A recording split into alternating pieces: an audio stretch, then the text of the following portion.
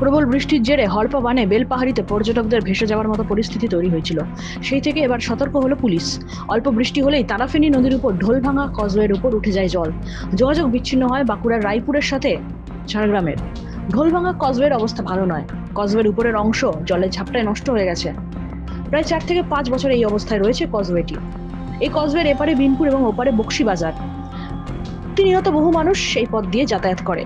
তাই কিছুদিন আগে যে ঘটনা বেড়াতে আসা পর্যটকদের সাথে ঘটে, তার পুনরাবৃত্তি যেন না ঘটে তার জন্য আগাম পরিকল্পনা গ্রহণ করলো বিনপুর থানার পুলিশ।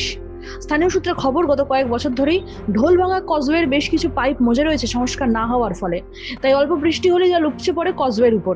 বৃষ্টি থামতেই জেসিবি নিয়ে মজে যাওয়া পাইপগুলো সংস্কার করা হলো। ঘটনায় সাধারণ মানুষ সাধুবাদ জানিয়েছেন পুলিশকে। ঘটনা ফের প্রমাণ করলো ঝাড়গ্রাম জেলা পুলিশ পর্যটকদের নিরাপত্তা ও সহায়তায় কতটা তৎপর ও দায়বদ্ধ। তোমার এইটা ধরো না, দুদিন হবে তো কোনো লোক বেরাতে পারেনি।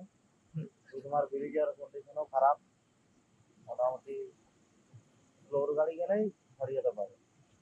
ওইটা রিক্সা গোটা ভাঙিয়ে গেছে। মোটামুটি ইয়া ফুটে যে এখানে যে হয়েছিল একটা ঘটনা, এখানেও এরকম সেম কেস হতে পারে।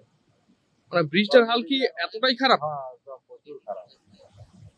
এখন জলটা আছে, তোমার দিনের বেলা হলে দেখা দাও নিচের দিকটা একদম কিছু না, একদম ভেঙে গেছে। আপনার নাম? আমার নাম আয়ন। আরদা থেকে বক্সি যাওয়ার মেন যে ঢোলভাঙা ব্রিজ, এটা ভেঙে গেছে। যে কোনো সময় গাড়ি ঢুকে যেতে পারে, অত্যন্ত খারাপ। আগে বেলপাহাড়িতে যেভাবে দুর্ঘটনা ঘটেছে, সেইভাবে দুর্ঘটনা যে কোনো সময় ঘটে যেতে পারে। পর্যটকরা যেভাবে এসে ঢুকে গেছিল, এখানেও সেম অবস্থা হতে পারে।